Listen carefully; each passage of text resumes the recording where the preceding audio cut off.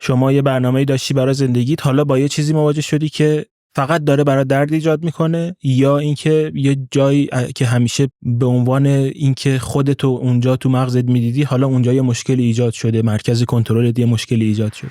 به کورنر فرزین فرحبخش خوش اومدید. فرزین جراح مغز و اعصاب پژوهشگره. امروز به کوزی کورنر اومده تا با هم در مورد خلاقیت در اتاق عمل صحبت کنیم. اتاق عمل یه مرحله از یه پروسه درمان. تو تمام پروسه‌هایی که به اتاق عمل میرسه و خود اتاق عمل و حالا بعد از اتاق عمل قطعاً خلاقیت نقش داره. ببینیم به عنوان یک جراح چه رابطه و ارتباطی با خلاقیت داره. بتونم براش یه آرامشی ایجاد کنم که درسته این خطرات هست، درسته، ولی این درمان رو حتما باید طبق چیزی که من میدونم شما انجام بدید.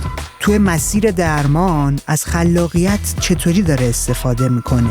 بتونه آروم کنه، بتونه آمادش کنه برای مراحل بعدی. توی چه بخش‌هایی به کمکش داره میاد تا بتونه مسئولیت و کار خودش رو به بهترین نحو ممکن انجام بده. مهارت‌های ذهنی، مهارت‌های اجرا کردن با دست، مهارت استفاده از میکروسکوپ، مهارت استفاده از تکنولوژی‌های جدیده که روزانه داره تغییر میکنه. در مورد این صحبت کردیم که چه پارامترهایی توی مسیر درمان به کمکش میاد. اولین چیزی که این وسط خیلی، حتی اگه تو کوتاه مدت پاسخگو نباشه این مشکل رو حل نکنه، ولی تو بلند مدت قطعاً این مشکل رو حل میکنه، صداقت. در مورد کوزی کورنرش صحبت کردیم. کنار لپتاپم نشستم، رو صفحه کوچیکی یا یه پنجره کوچیکی کنارم داره یه سریالی پخش میکنه، خیلی بهش توجه نمیکنم و دارم کارمو انجام میدم، کارهای تحقیقاتی انجام میدم. در مورد اینکه به عنوان یک پژوهشگر چه تأثیری میتونه توی فرآیندهای درمان بذاره، توی رشد تکنولوژی و علم داشته باشه. قطعاً باز به نظرم میاد که با وجود اتفاقاتی که اخیراً افتاده مثلا هوش مصنوعی، این پیشرفت خیلی سریع‌تر هم میشه. اگر فکر میکنید این موضوعات برای شما هم جذابه، با من و فرزین فرحبخش همراه باشید.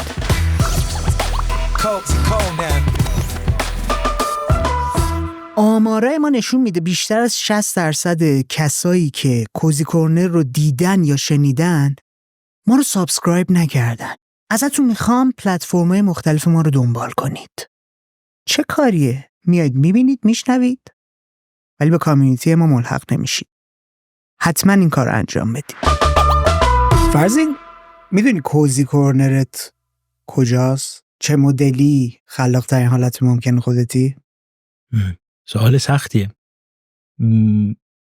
به نظرم خودم خلاق ترین حالت ممکنه وقتیه که کنار لپتاپم نشستم، رو میزی که خاص قبل آماده کردم، 2 مانیتور جلومه و یه صفحه کوچیکی یا یه پنجره کوچیکی کنارم داره یه سریالی پخش میکنه، خیلی بهش توجه نمیکنم و دارم کارمو انجام میدم، کارهای تحقیقاتی انجام میدم. اونجاست که بیشترین ایده ها به ذهنم میرسه. کارهای تحقیقاتی تو یعنی انجام میدی، بیشتر به خلاقیت احتیاج داری؟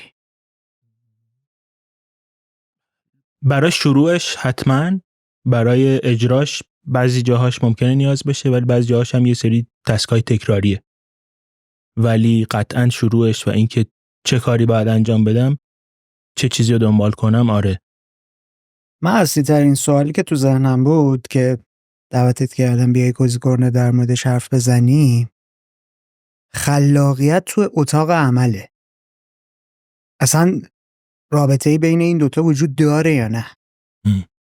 خب خیلی سوال کلیه واقعا. بله برای شروع بالاخره باید از یک جایی ورود کنیم به مسئله دیگه. اتاق عمل یه جاییه که مثلا برای ما جراحا خب کاملا میدونیم اونجا چه خبره، برای کسایی که اونجا کار میکنن میدونن چه خبره، ولی برای افرادی که بیرونن یا افرادی که بار اولی که دارن تجربهش میکنن، مثل یه بلک باکس به نظر میاد. آخه کسی هم که داره عمل جراحی تجربه میکنه که نمیدونه چیه، چه اتفاقی داره اون تو میفته. آره. عموما بیهوشه. بله.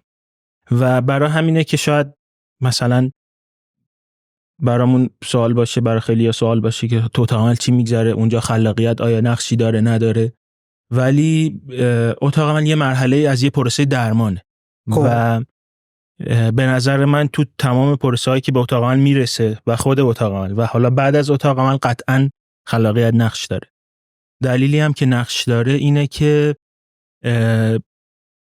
وقتی یکی به ما مراجعه میکنه شاید بگیم در ضعیف‌ترین حالت ممکنش، یعنی اون آدم، اون خانواده یا میدونه چه بیماری داره یا از یه بیماری داره رنج میبره و الان به تو مراجعه کرده که تا قبلش چنین حالتی نداشته.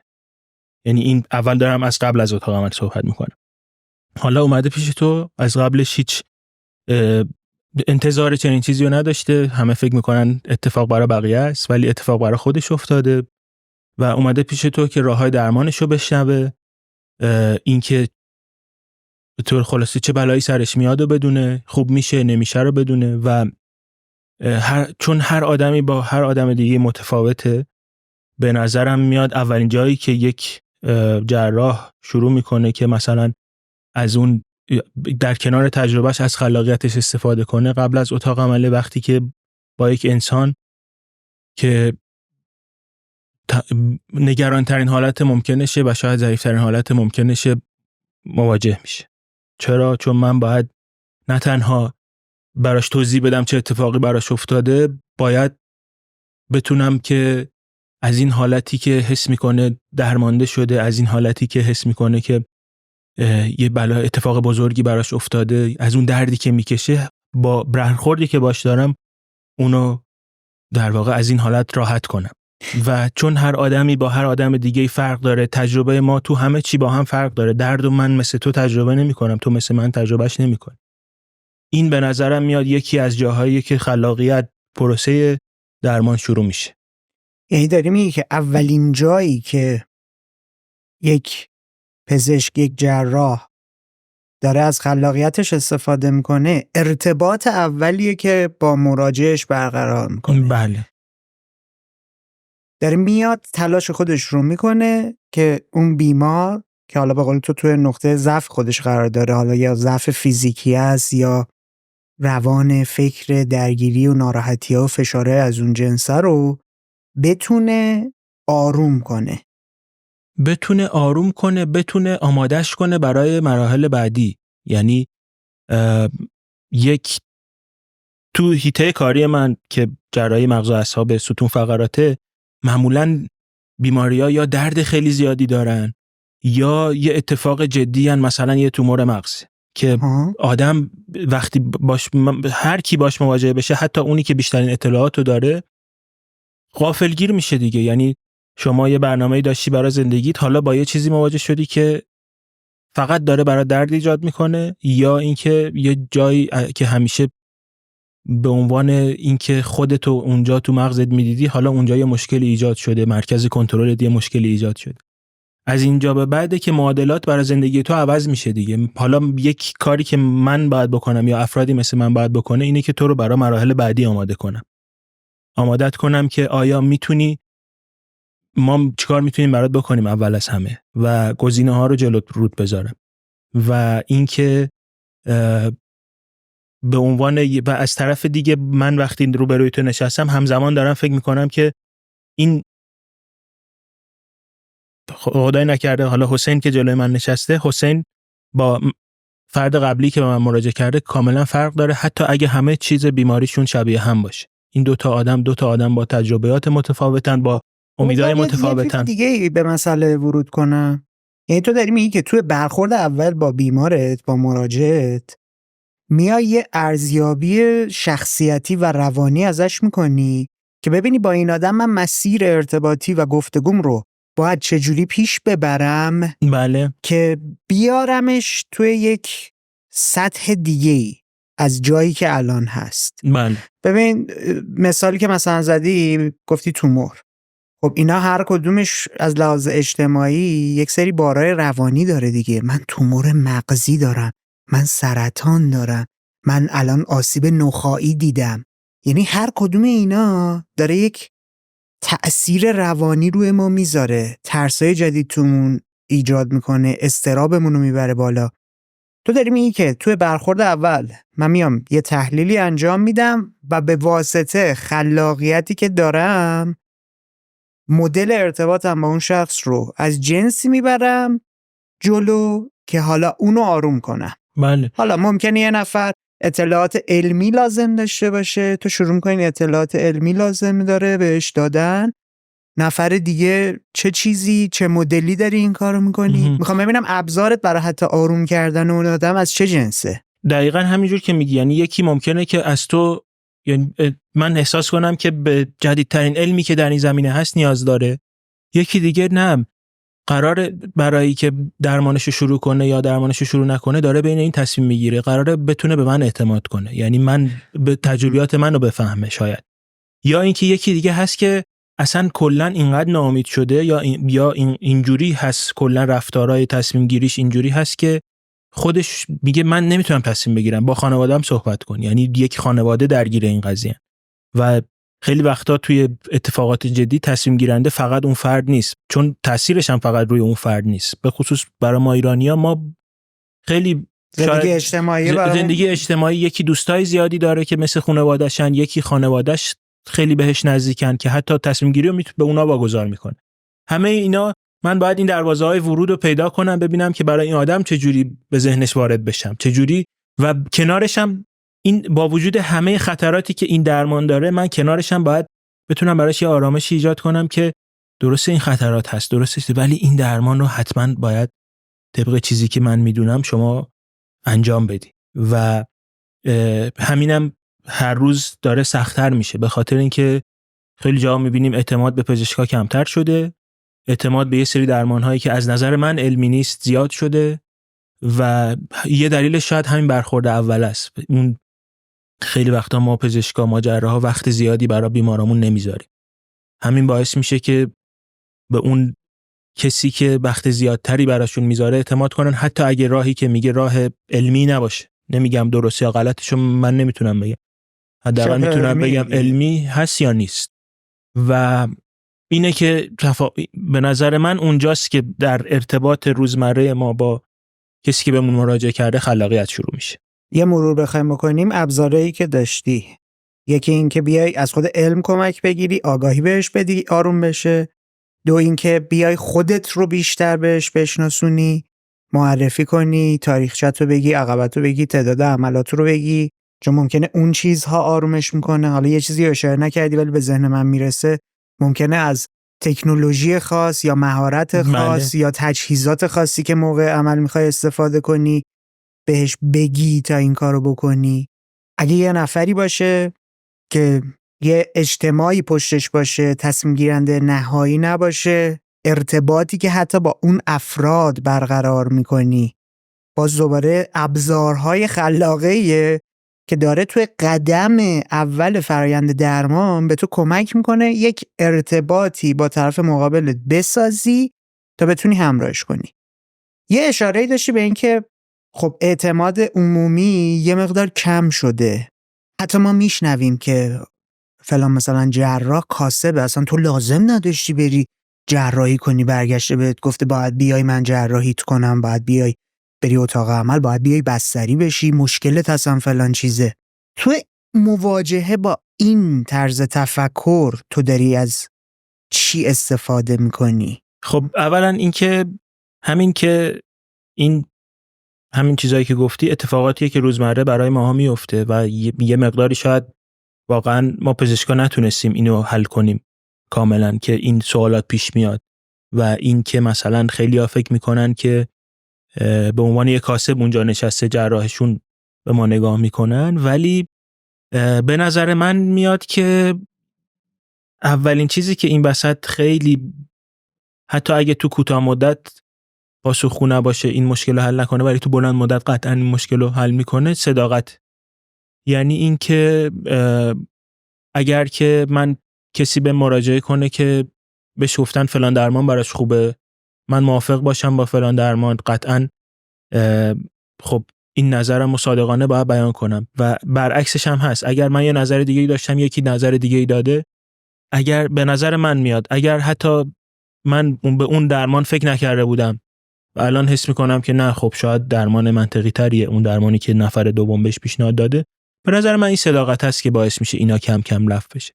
چیزی که برعکس خیلی تخریبگره تو این رابطه بین پزشک و بیمار این عدم صداقت. یعنی که من حس کنم که من به عنوان بیمار حس کنم که پزشکم برای اون پولی که میگیره میخواد یه کاریو بکنه و باز قبل از این که اصلا بخواد راهی که کسی دیگه بهم پیشنهاد داده رو تحلیل کنه، خود اون فرد رو تحلیل میکنه. مثلا قراره که ما بشینیم صادقانه راههایی که پیش رو هست رو بررسی کنیم. یه چیزی هم تو پزشکی هست اینه که مثل هر علمی، یعنی واقعا اینه که هر روز داره همه چی عوض میشه، یعنی واقعا روزانه همه چیز داره عوض میشه. یعنی اگر که حتی توی سمت شما که حالا تخصصی جراحی اتاق عمله، حتی اونجا هم بله، به سرعت همه چی داره تغییر میکنه. ما در واقع مثلا حیطه جراحی مغز و اعصاب یه حیطه‌ای که بسیار به تکنولوژی وابسته است و همینم هست که باعث میشه تکنولوژی هم یه چیزیه که روزمره داره پیشرفت میکنه و قطعاً باز به نظرم میاد که با وجود اتفاقاتی که اخیراً افتاده مثل مثلا هوش مصنوعی این پیشرفت خیلی سریعتر هم میشه. و یکی از چیزهایی که مهمه اینه که تو خودت هم بشناسی، هم خودت بشناسی، هم این که اینقدر الان مقالات زیادی تو دنیا تولید میشه از همه جای دنیا، نه تنها بشناسی به عنوان یکی که قراره اون خدمت رو ارائه بده، بتونی تصمیم بگیری آقا من این مقاله دیدم، این مقاله حالا کیفیتی هم نداره و با اینکه شاید حرف جدیدتریه، لزوما حرف جدیدتر حرف معتبرتر نیست، بتونی معتبرترین مدارک علمی رو شناسایی کنی و بر اساس اونا درمان تو انتخاب کنی. و اینه که میبین و از این چرخه آدم نباید عقب بیفته، چون که خصوصیت علم اینه که هی داره پیشرفت میکنه و این پیشرفته این خودش هم در واقع خود نحوهی که علم تولید میشه تضمین کننده این پیشرفته. یعنی علم میگه که من تا اینجا اومدم، حالا سوالات بعدی اینه، فرداش سوالات بعدی جواب داده میشه، فرداش روش‌های جدید میاد، فرداش تکنولوژی جدید میاد. یه نکته‌ای که الان برای من اصلا وجود داره تو کل ماجرا اینه که خب پروسیجرهای پزشکی و علمی همه جای دنیا ثابته دیگه. یعنی تو مثلا یک عارضه‌ای داشته باشی، یه مشکلی داشته باشی، بری میگن اول باید بری مثلا ام‌آرآی بشی، سیتی بشی، فلان بشی، بیسار بشی، بعد باید بری فلان آزمایش‌ها رو بدی. تمام رونده توی همه جا یکیه، یعنی حتی داخل و خارج هم نداره. چی داره این تفاوت رو ایجاد میکنه از دید تو؟ خیلی سوال خوب پرسید، چون این یه خیلی چیز مهمه. ما تو پزشکی یه سری مثلا گایدلاین ها داریم، یه سری دستورالعمل داریم برای فلان بیماری. خب این گایدلاین ها تضمین میکنه که مثلا همه پزشکا حداقل یه استانداردی از خدماتی که ارائه میدن یا یک استانداردی از مسیری که این خدمت رو ارائه میدن رو بدونن و طبق اون عمل بکنن. خب ولی تفاوت چیه؟ تفاوت اینه که یکم اینجا این تفاوت بین رشته‌هایی که جراحی دارن و رشته‌هایی که ندارن یکم اینجا بارزتر میشه. مثلا تو رشته‌هایی که جراحی ندارن، اون چیزی که داره پیشرفت میکنه اثر بخشی داروهاست، اون چیزی که داره پیشرفت میکنه دقت چیزهای تشخیصیه، اون چیزی که داره پیشرفت میکنه دیگه اینه که داروها کنار هم چه اثری میتونن داشته باشن و حتی شیوه های زندگی آدم‌ها چه تأثیری داره روی اون چیز. پس دارویی که من امروز دارم برای یه بیماری تجویز میکنم ممکنه فردا بهترین دارو نباشه، یا حتی همون دارو بهترین دارو باشه ولی فردا باید با یه مقدار بیشتری یا کمتر اینو تجویز کنم. ایناست داره پیشرفت میکنه و بر اساس ایناست که من امروز میتونم بگم که فلان درمان امروز بهترین درمانه برای تو، ولی فردا شاید اون بهترین درمان نباشه، یا همچنان بهترین درمان باشه ولی یه چیزی باید کنارش اضافه بشه. توی یه سری حیطه ها که مثلا ماها یه سری حیطه ها هست خیلی وقت انسان باش برخورد داره، مثلا انسانی که امروز هست، فشار خون هممون میدونیم چیه، فشار خون بالا هممون میدونیم چیه، قند خون یا دیابت هممون اسمشو شنیدیم، ولی تو همینا هم که این همه مدتی که ما باشون برخورد داریم، این همه مدتی که درمان دارن و اینا، تو همینا هم روزمره پروتکل‌های درمانی داره عوض میشه. یعنی علتش هم اینه که فکر میکنم که درمانایی که ما داریم رو همه آدما جواب نمیده و روی همه آدم‌ها اثر بخشی یکسانی نداره. برای همین درمانا دارن پیشرفت میکنن که آدمای بیشتری بشه درمان بشن. یا از طرف دیگه اونایی که درمان نشدن رو باید چیکار کنیم؟ یعنی ممکنه که دارویی که این همه دارن استفاده میکنن روی من فرضین اثر خوبی داشته باشه، روی حسین نداشته باشه. حالا حسین رو چیکار کنم؟ اینجاست که هی داره این سوالات پاسخ داده میشه. تو فکر نمی‌کنی به واسطه اینکه محقق هستی، مقالات علمی مینویسی، این دیدگاهو داری؟ اگر صرفا فقط یه دونه فوق تخصص داشتی ممکن نبود یه جور دیگه ای بهش نگاه کنی؟ چون این چیزی که داری میگی من احساس میکنم به واسطه اون عقبه و بک‌گراند تجربی کاری و ذهنیه که برای تو الان مهمه که میتونی اینطوری تحلیلش کنی و بگی. ولی دارم میبینم مثلا آدم‌هایی رو که مثلا پزشک عمومی کلاً 40 مدل نسخه میتونه بنویسه، بیشتر از تا اجازه نداره این کار رو انجام بده.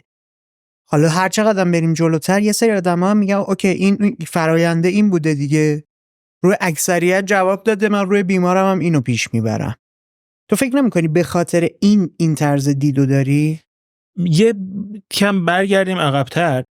اون زبانی که باعث شده که ما با هم بتونیم صحبت کنیم تو پزشکی، بین پزشکا با هم بتونیم پزشکی رو آموزش بدیم، اون مطالبی که تولید شده، یعنی این علم رو بتونیم انتقال بدیم، اون زبان علمیه که از تحقیقات ایجاد شده. یعنی زبان مشترک در واقع کتابای پزشکی زبان علمیه و اینکه چجوری این علم تولید شده و شواهد علمی رو میان بررسی میکنن، بر اساس شواهد علمی میان میگن که خب پس امروز بهترین درمان اینه. مثلا کتابایی که ما باهاشون تحصیل میکنیم اینا معمولا هر 4 سال آپدیت میشن، هر 4 سال به روز رسانی میشن. بعد تو این 4 سال اینا وقتی یک کتابی قراره که چاپ بشه، کتاب مثلا تکست بوک علم نوروسرجریه، مثلا کتاب تکست بوک علم داخلیه، کتاب گوارشه، این وقتی قراره که در واقع بیاد بیرون، از 2 سال قبلش، حداقل از 2 سال قبلش پروسه این که این چه مطالبی باید داشته باشه جمع‌آوری شروع میشه که به 4 سال، که 2 سال بعد به چاپ برسه. یعنی بروزترین محتوای علمی که تو اون کتابی هست که امروز به دست من رسیده مال 2 سال پیشه، حداقل در بهترین حالت مال 2 سال پیشه. و قبل از اون کتابی که قبل از این داریم که امروز رسیده مال 4 سال قبله که اطلاعاتی که توشه مال 6 سال قبله.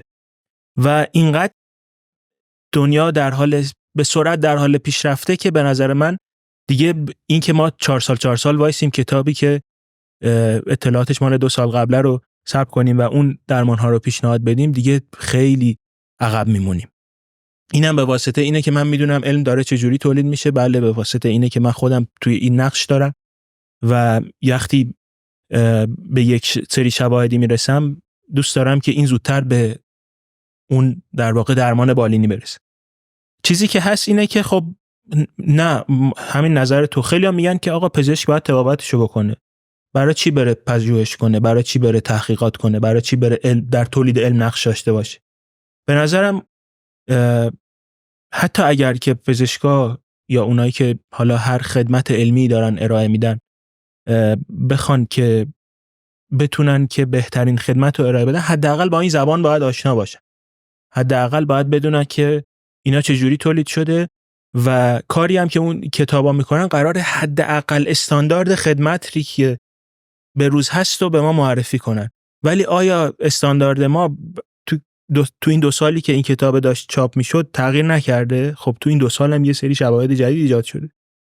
پس استانداردها خیلی سریع دارن تغییر میکنن و خیلی خیلی مهمه، حتی برای پزشک عمومی، حتی برای من، هر کی داره خدمات سلامت ارائه میکنه که در واقع با بروزترین اطلاعات آشنا باشه. و یه نکته‌ای که هست اینه که همه اطلاعاتی که جدید ایجاد شده، اینم گفتم یه بار، اینا لزوما معتبرترین چیز نیست، بهترین کار نیست و این رو با یاد گرفتن اون زبان شما یاد میگیری. فلان تحقیق روی 20 نفر انجام شده و این نتیجه رو نشون داده. خب این تو حتی اگر مثلا بعضی وقتا میبینی یه خبری میبینی که درمان سرطان پیدا شد، بعد پشت اون خبر رو که دنبال میکنی میبینی یه دارویی بوده رو 20 نفر چکش کردن، رو اون 20 نفرم یه تأثیر خیلی جزئی مثبت‌تری روی یه گروهی داشته که مثلا کلاً یعنی برای 10 نفر این خبر، تیتر خبری ایجاد شد که درمان سرطان رو پیدا کردیم. ولی این لزوما درمانی که رو 20 نفر امتحان شده، رو 20 نفر جواب داده، این برای تمام دنیا قابل پاسخگویی نیست. یعنی وقتی مقاله علمی و گزارش‌ها و چیزای جدیدی که دارن تولید میشن منتشر میشن و میبینی، میای از تفکر نقادانت استفاده میکنی که بسنجی سطحش رو. بله. ببینی چه جوریه. هم سطحش همین که گفتیم اون کتابایی که میاد بیرون که تکست بوک یا بله. منبع ماست که بر اساس اون میخوایم حداقلی که استاندارد بروز رو معرفی کنیم، اون کارش اینه که میان یه سری آدم میشینن همین کارو میکنن، یعنی اطلاعات جدیدی که ایجاد شده رو اینا رو جمع آوری میکنن، ارزش گذاری میکنن، بر اساس اون ارزش گذاری به شما پیشنهاد میدن که این درمان الان خوبه. حالا من میگم منم باید بتونم این توانایی خودم هم داشته باشم، نه من، همه پزشکا باید اینو داشته باشن، همه جراح باید اینو داشته باشن که این گپی که 4 سال بین کتابا هست رو این وسط خودشون هم بتونن اعتبار سنجی کنن. آره. و اینه که به نظرم تفاوت ایجاد میکنه. اگر ما صبر کنیم که باشه شاید بگی اتفاق خاصی نمیفته تو 2 سال، تو این 2 سالم، تو این 4 سال 2 سال که کتابای جدید میاد یا جمع آوری میشن، خب صبر کنیم تا اون بیاد خیالمون راحت شه که یه سری آدم گنده اینو گفتن که خب این معتبره پس درمان معتبر بداریم. درسته که احتمالاً ضرر زیادی نمی‌کنیم، ولی به نظرم الان اتفاقات اینقدر سریع داره پیش میره که این فاصله باعث میشه تغییر مثبت، باعث میشه که شما 2 سال از این که تغییر مثبت تو زندگی آدم‌ها ایجاد کنی عقب باشی و این 2 سال کم نیست برای زندگی آدم. یعنی ما خلاقیت رو تو ارتباط ساختنه، تو انتخاب مسیر درمان، بعد به کجا قرار برسه؟ خب ما رسیدیم به این که با یه درمان شخصی سازی بهترین کاری که یک پزشک میتونه بکنه اینه که یه درمان شخصی سازی شده مناسب برای اون فرد انتخاب کنه. این مرحله اول، درمان اول بهترین کار این. حالا میرسیم به مرحله‌ای که اجرا کردن این پروسه درمانیه. اجرا کردن این پروسه درمانی تو کار من که یک جراح مغز و اعصابم، خب میشه اتاق عمل مثلا، و حالا قبل و بعد از عمل یه سری اقداماتی هست که اینا تاثیر داره که برای اینکه خیلی دور نشیم از اون سوال اولمون بریم در مورد اتاق عمل صحبت کنیم. کلا آدما، جراحا و حالا هر کسی که یه اسکیلی رو تمرین میکنه، با تمرین و با آموزش و اینا قراره به بهترین حالت اون برنامه درمانی که برای یک نفر مشخص میشه رو به بهترین حالت اونو اجرا کنه. یعنی ما تمام تلاشمون در آموزش پزشکی، در آموزش تخصص، این که آدما میرن تخصص میخونن، اینه که با شرایط مختلف مواجه بشن که اون اسکیلای مورد نیاز برای انجام اون برنامه درمانی رو یاد بگیرن. یعنی ما برنامه درمانی رو انتخاب کردیم، حالا من جراح باید اجراش کنم. چه مهارتایی؟ خب مهارت‌ها چیه؟ مهارت‌ها اینه که تا قبل از اینجا مهارت تصمیم گیری بود، مهارت انتخاب روش درمان بود. حالا به اینجا که رسیدیم خیلی مهارت‌های ذهنی، مهارت‌های در واقع اجرا کردن با دست، مهارت استفاده از میکروسکوپ، مهارت استفاده از تکنولوژی‌های جدیده که روزانه داره تغییر میکنه. و بجز اون اینا تا اینجا یه سری مهارته که شاید با تکرار به دست بیاد، ولی اونجایی که باز اون خلاقیت خودش رو نشون میده به نظر من اینه که بازم شما هر چقدر کامل همه چیزو بررسی کرده باشی، هر چقدر تمام شرایط رو پیش بینی کرده باشی، چون آدما با هم متفاوتن، اتفاقاتی ممکنه در حین درمان. منظور تیم اتاق عمل؟ نه، منظورم آدمی که خود بیماره. خب بیمار از چه لحاظ میگی متفاوت باشه؟ بدن آدما کاملا با هم متفاوته. علاوه بر بدنشون، شما حالت طبیعی بدن و حتی بگیم حالت طبیعی آدما شبیه همه، مثلا مغز همه آدما شبیه همه، که اینطور نیست. حتی اگه این فرض رو بکنیم، وقتی که یک بیماری توش ایجاد میشه، یک توماری توش ایجاد میشه، تمام اون چیزهای منظمی که از قبل داشتیم این به هم زده، یه بی‌نظمی ایجاد شده که حالا خلاقیت اونجا به کار من میاد. من میخوام این بی‌نظمی رو دوباره به نظمی برسونم که این فرد بتونه به زندگیش ادامه بده. و این حالا اون فضای بی‌نظمه تا یه حدی اقدامات تشخیصی، بررسی‌های آزمایشگاهی، بررسی‌های تاثیربرداری به من کمک میکنه اون بی‌نظمیه رو پیش بینی کنم، رفتارشو این عمل پیش بینی کنم، حس کنم که آره این رگه داره میاد توش، اینجا قطعا سر عمل کار سخت منه، اینجا جاییه که مسئول حرکت مغز، پس من حواسم باید باشه اینجا آسیب نبینه سر عمل. اینا تا اینجا من سعی میکنم باز اون بی‌نظمیه رو با اقدامات تشخیصی یه نظمی بهش بدم که به من کمک کنه. یعنی قبل اینکه وارد اتاق عمل بشی یه چک لیستی و حالا شاید ممکنه ذهنی هم باشه داری که بتونی فرایند اتاق عمل رو پیش بینی کنی. بله. خب و حالا با وجود همه اینا که چون رفت یعنی شکل مغز آدما کلیت شبیه همه ولی عملکردش ممکنه مثل هم نباشه و حتی اون بیماری که ایجاد میشه که اون بی‌نظمی است که این وسط داریم اونم ممکنه اونجوری که ما پیش بینی میکنیم رفتار نکنه حین عمل. اینجاست که شما اون خلاقیت به نظرم میاد وسط که با یه اتفاقی مواجه میشی که حین عمل پیش بینی نکردی. نه فقط تو، خیلی دیگه نمیتونستن پیش بینی کنن به خاطر اینکه تو بهترین اقدامات تشخیصی رو به کار گرفتی تا حد امکانی که در دسترس ما هست و تا یه جایی اینا با تشخیص مشخص میشه که این رفتار نشون میده، ولی بازم وقتی میخوای اون اجرا کنی باز میبینی یه سری اتفاقات جدید میفته. این اتفاقات جدید رو کنترل کردن، این اتفاقات جدید رو دوباره به سمت این بردن که یک آدم سالم بشه از اون پروسه در بیا، اونجاست که حتی به نظرم خلاقیت میدرخشه. جدا از اینا داری میگی که ما یک سری مهارت‌های بیسیک مثلا مدیریت بحران رو هم حتی احتیاج داریم. دقیقاً همین.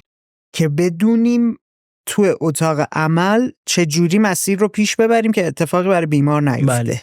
بله. و خود اینم داری میگی که وابسته به خلاقیته. خب اینا خلاقیت کجای ایناست؟ اینا که یه سری مهارتاییه که یک بخشش با آموزش داره توی تو شکل میگیره. حالا مثلا مدیریت بحران بله، یه بخشش هم ذاتی ممکنه باشه، ولی اونم حتی میتونی ببری سمت اینکه با آموزش دادن بهترش کنی. ما یه سری ابزار داریم خب که از اینا برای در واقع اون اتفاقی که قراره بیفته داریم استفاده میکنیم. درسته. این ابزار مثلا فکر کن 100 تا ابزار داریم که داریم استفاده میکنیم. حالا یه اتفاقی میفته که قبلا توی بیماری‌های قبلی که بوده یا توی موارد قبلی که بوده اتفاق نیفتاده، یا اینکه شما بر اساس اقدامات تشخیصی که انجام دادی که 100% دقیق نیستن دیگه، چون اگر 100% دقیق بودن که دیگه میگفتیم این بهترین نوع اقدام تشخیصی اینه، تموم شد و رفت، دیگه نریم دنبالش، پیشرفتش ندیم. داریم پیشرفت می‌کنیم تا یه چیزی تو در واقع علم پزشکی یا چیز هیچی 100% نیست، هی داره پیشرفت میکنه نزدیک بشه به 100%، ولی قاعدتاً هم هیچ وقت به 100% نمیرسه. و حالا یه اتفاقی میفته که تو پیش بینیش نکرده بودی، یا اینکه نه تنها تو، هیچ کس دیگه چنین اتفاقی رو ندیده، چون واقعاً فردیت آدما در همه ابعادشون هست. یعنی من اگر با تو متفاوتم، از این واکنش بدنم به این بیماری متفاوته تا اینکه جوری که فکر میکنم، تا اینکه ساختار مغزم کجای مغزم داره این کارو میکنه، کجای مغزم داره میکنه، تا درکم از اون بیماری، تا درکم از درد. و همه اینا در اون مرحله‌ای که شما داری با اون بافت هم برخورد میکنی وجود داره. یعنی بافت من و شما رفتار متفاوتی ممکنه به جراحی نشون بده. اون خلاقیت به نظرم اینه که حالا من با یه سناریوی جدیدی که مواجه شدم کدوم یکی از این ابزارا رو انتخاب کنم، یا اگر که در واقع یه موقعی هست که یه اتفاق آسیبزایی حین عمل میفته، یه عوارضی حین عمل میفته. عوارض خیلی میتونه زیاد باشه، به خصوص توی مثلا عمل جراحی مغز. این که حتی شما تصمیم بگیری کدوم مسیر رو انتخاب کنی که تا الان هم باش مواجه نشدی، این باز خودش به نظرم اون خلاقیت است. یه چیز دیگه هم که هست اینه که استفاده از تکنولوژی‌های جدیده. استفاده از تکنولوژی‌های جدید، وقتی یک تکنولوژی جدیدی میاد تو بتونی ازش استفاده کنی و اون استفاده رو شخصی سازی کنی برای اون بیمارت حین عمل، اینم باز یه جاییه که خلاقیت اصلا قابلیت اینطوری داره که بتونی از یه تکنولوژی واحد تو استفاده و خروجی‌های متفاوت بکشی. این تکنولوژی یکسانه ولی پاسخ افراد به اون تکنولوژی متفاوت میتونه باشه.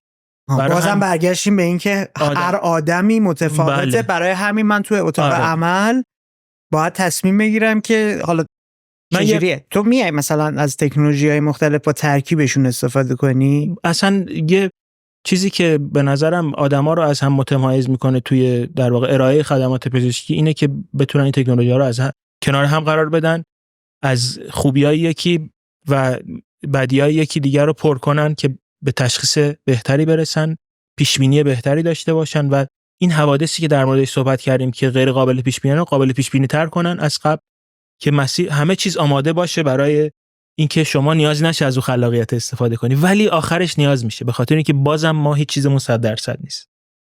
یه مثالی من میزنم. یه چیزی میخوندم که مثلا به جز هیته‌های جراحی یا جراحی مغز و اعصاب، یه هیته‌ای که خیلی به نظر با دقت و در واقع با این اسکیل و با این توانایی مرتبطه و با تمرین مرتبطه، مثلا خلبانی به نظر من میاد. یا یه چیزی که من میخونم اینه که مثلا تو جنگ جهانی دوم اینا ارتش آمریکا میاد یه روانشناسی استخدام میکنه برای اینکه خلبانا رو که میخوان انتخاب کنن، اینم یه تستی ازشون میگیره. برخلاف همه تستایی که مثلا میگرفتن که قابلیتایی که قابل آموزش در افراد رو به خصوص مثلا دقتشون، نحوه استفاده از ابزاری که دارن و اینا رو بسنجن، این کارش این بوده که با یه ابزاری که خودش حالا طراحی کرده بوده که اصلا نه من الان کامل میدونم اون ابزار چی بوده یا نه، ولی بدونیم که اون ابزاره با خلاقیت رو میسنجیده، خلاقیت خلبانا رو میسنجیده. از یه طرف همه ما فکر میکنیم که خلبانایی که به خصوص خلبانای حالا هر نوع خلبانی، حالا خلبانای جنگی هم کنارش، باید خیلی دقیق باشن، خیلی بلد اسکیلفول باشن، خیلی توانمند باشن، خیلی بتونن از اون ابزاری که در اختیارشونه استفاده کنن. پس میگیم جایی برای خلاقیت نیست. ولی اینا به این نتیجه رسیده بودن که نه، خلاقیت هم مهمه و این توی یه سنجشی که این روانشناس انجام میداد از خلبانایی که اینا میخواستن انتخاب کنن، یک نمره میگرفته کنار اون اسکیل ها، کنار اون توانمندی ها، و اینو حالا تعمیم بدیم به مثلا کاری که من انجام میدم. من یک جراح مغز و اعصابم، یه سری توانمندی ها دارم. یه خلبان جنگنده با 1000 تا موقعیت غیر قابل پیش بینی مواجه میشه، برای همین باید بتونه توانایی اینو داشته باشه که راه حل در لحظه تولید کنه. بله. تو پزشک جراح هم تو اتاق عمل ممکنه 1000 تا مسیر و اتفاق جلو راهت قرار بگیره که با خلاقیتت داری انتخاب میکنی که چطوری پیش بره. دقیقاً. اینم باید در نظر بگیریم که بهترین حالتش اینه که هیچ اتفاقی که غیر قابل پیش بینی نبوده اتفاق نیفته دیگه. چرا؟ چون اینجوری نشدنیه، چون داری میگی که هر بدنی رفتارش، واکنشش. دقیقاً. ولی اینو بگیم که فرض کنیم که مثلا از 1000 تا هم هیچ کدوم اتفاقی براشون، از 1000 آدم هم هیچ کدوم اتفاق غیر قابل پیش بینی براشون نیفته، همه چیز از قبل مشخص باشه که محال هم هست. ولی فرض کنیم اینجوری، ولی اون یه نفری هم که در واقع اتفاقی توش میفته که غیر قابل پیش بینی بوده برای من جراح، مدیریت کردنش داره با جون یه آدم بازی میکنه و اینجاست که اون خلاقیت اهمیتش در مقابل جون یک انسان قرار میگیره، یا در مقابل این که یک انسان بتونه راه بره یا نره قرار میگیره. لزوما جونش نیست، در مقابل اینه که دردش کمتر بشه یا نشه.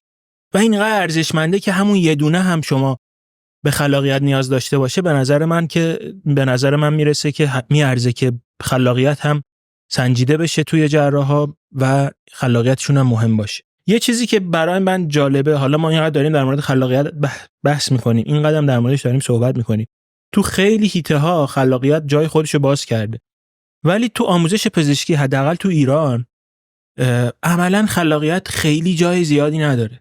به خاطری که من مثلا فرزین فرهبخش هر جایی که سنجیده میشدم با علمم، با اون توانمندیم سنجیده شدم. هیچکی نیومده بسنجه که من مثلا در فلان موقعیتی که، یعنی مثلا توی دوره تخصصتون حتی کلاس خاصی نداشتید که چه می‌دونم مدیریت استرس، مدیریت بحران، چطوری خلاق‌تر باشی، چجوری تحلیل کنی، یعنی این دوره ها هم نگذروندید؟ نه تنها نداشتیم، بلکه سیستم آموزشی حداقل توی من دانشگاه تهران درس خوندم، هم تخصصم و هم پزشکی عمومی، ما نه تنها نداشتیم بلکه اصلا سیستم به این سمته که تو رو از اینکه بخوای به چیزهای جدید فکر کنی منع میکنه، به خاطر اینکه یه فکری هم پشتش هست، یعنی لزوما چیزی بدی نیست، نمیخوام قضاوتش کنم. میخواد مطمئن بشه که تو تمام توانمندی‌هایی که تا اینجا بشر داره رو یاد بگیری، یا توانمندی‌هایی که تا اینجا علم پزشکی داره رو یاد بگیری.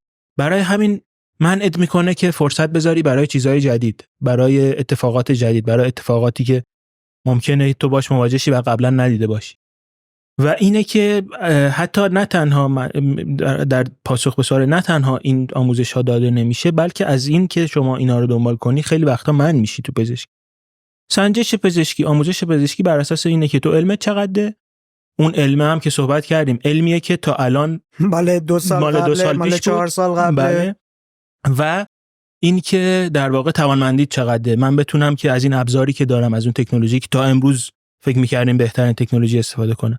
و حالا یک اتفاقی سر عمل میفته که نه تو اون ابزاره، نه از قبل اون ابزاره براش طراحی شده بوده، نه از قبل اون علمه براش طراحی شده بوده، نه از قبل اون تکنولوژی بهش فکر کرده بوده. حالا تو باش مواجه میشی، در مقابلش هم وقتی مواجه میشی جون یه آدمی و دستته، دست و پای آدمی دستته، فکر یه آدمی دستته و این اونجاست که به نظرم حیفه که اون خلاقیت رو نداشته باشن جراح. ما خیلی داریم در مورد مهارت‌های فردی جراح صحبت میکنیم. بله، آدمی باشه که دنبال یادگیری باشه، آدمی باشه که بروز باشه، بره تکنولوژی‌ها رو پیدا کنه، بشناسه، باهاشون حتی تمرین کنه، بیاد حتی یه ذره فاصله بگیره ببینه بیاد اگر این تکنولوژی‌ها رو با هم ترکیب کنه چه خروجی میتونه داشته باشه. مهارتی مثلا برای کنترل اضطرابش داشته باشه، برای مدیریت بحران تو اتاق عمل داشته باشه. ولی اول و آخرش ما داریم در مورد یه کار تیمی تو اتاق عمل صحبت میکنیم. سوال اول این که جراح لیدر اون تیمه یا کس دیگه‌ای تو اتاق عمل، مثلا چه می‌دونم مثل برنامه‌ریز، مثل دستیار، اون داره تیمو هندل میکنه. خب مدل‌های مختلفی هست. یعنی یه مدل اینه که کاملا تصمیم گیرنده نهایی جراحه و یه مدل دیگه اینه که تصمیم گیرنده نهایی برای هر چیزی دیگه. یعنی تیم اون لیدر تیم جراحی چی باشه، اتفاق اگه میفته چی کار کنی. آره. خب. یه مدل‌های دیگه هست که مثلا قبل از عمل یا حین عمل یک تعدادی آدم از رشته‌های مختلف با هم میشینن تصمیم میگیرن. یعنی یک تیم با هم تصمیم میگیره، هم تیم پزشکا، تیم پرستارا، تیمی که کلا در درمان دخیلن. بعد از عمل فقط دیگه پزشک و پرستار هم که نیستن، تیمایی که در بازتوانی نقش دارن. همه اینا رو، یعنی تمام افرادی که قراره که توی روند درمان تاثیر داشته باشن، اینا همه با هم میشینن تصمیم میگیرن. که این مدل پیشرفته تریه دیگه. میبینیم که یعنی و حتی اون استیک هولدرها، اونایی که خودشون دخیلن، یعنی بیمارانی که یا این تجربه رو داشتن یا اینکه خود بیمارم میشینه جزء تصمیم گیرنده ها، همه چیزو همه با هم مطرح میکنن و بعد این تیم با هم تصمیم میگیره. واقعا این فرآیند رو دارید شما تجربه میکنید تو کارتون؟ خب یا رو کاغذ ایدئال اینه که این باشه؟ خیلی کم اتفاق میفته توی ایران، ولی هست جاهایی که اینجوری باشه. ولی توی کشورهای دیگه خیلی چیز مرسومیه این نوع تصمیم گیری، به خصوص توی بیماری‌های پیشرفته. چون ما گفتیم که خیلی وقتا اون ابزار، اگر که ابزاری که ما داشتیم همه چیزو پیش بینی می‌کرد که دیگه اصلا منم نقشی نداشتم دیگه. خودش میرفت جراحی رو انجام میداد، خودش تشخیص رو انجام میداد، خودش پلن درمانی رو مشخص می‌کرد. ولی خب ابزاری که در اختیارمون این کارو نمی‌کنه و نمیتونه بکنه. حالا وقتی من تنها بشینم به عنوان جراح این تصمیم گیری رو کنم، ممکنه یه ابعادی رو ببینم که کامل نباشه. یه آدم دیگه‌ای باشه، یه جراح دیگه‌ای با یه بک‌گراند دیگه‌ای، پرستار، اونی که بازتوانی میکنه، تیم بیهوشی، دکتر بیهوشی و حتی خود بیمار یه چیزی براش مهم باشه که اصلا من تا اونجا بهش فکر نکرده باشه. پس این تصمیم گیری جمعیه خیلی میتونه تاثیر داشته باشه، به خصوص تو مواردی که پیشرفته است. یه جاهایی این تیم متشکل از من و خود اون فردی که به مراجعه کرده. مثلا میگم خدای نکرده یکی توماری داره که یه تیکه از تومار منطقه‌ایه که مربوط به حرکت دستشه. خب من میتونم اون تومار رو برم کامل تخلیه کنم، ولی بعد از عمل دستشو نمیتونه تکون بده. انتخاب میکنن آدمو. این آخر انتخابش با اون آدمه که قراره این بلا سرش بیاد. ولی یه موقع هم هست که برای که این انتخابو بتونه بکنه من باید کمکش کنم، اطلاعات بیشتری بهش بدم.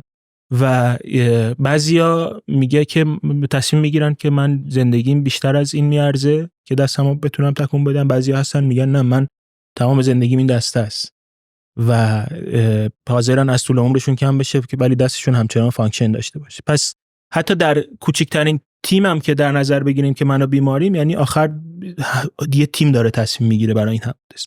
حالا تو اتاق عمل چه جوریه؟ تو اتاق عمل هم باز فقط من که نیستم، یک تیم بیهوشی اونجا حضور داره، پزشک بیهوشی اونجا حضور داره، علاوه بر تیم در واقع تیم جراحی هم، علاوه بر اون تیم بیهوشی تیم جراحی هم شامل خود جراح میشه، کمک جراح هست، افراد دیگه‌ای که تو اتاق عمل هستن، تا بریم دورتر تیمی که اصلا کلا اتاق عمل رو داره میچینه، تیمی که اون اتاق عمل رو آماده فلان نوع عمل میکنه. همه اینا دارن با هم کار میکنن دیگه. و این اولین هدف اینه که اون بیماری که ما داریم وقتی از اتاق میاد بیرون سلامتشو به دست آورده باشه. اولین چیز اینه، ولی کنارش هم خیلی چیزهای دیگه مهمه. مثلا اینکه افراد بتونن با هم کار کنن. مثلا اینکه خود اون بیمار، خود افرادی که هستن استرس نداشته باشن.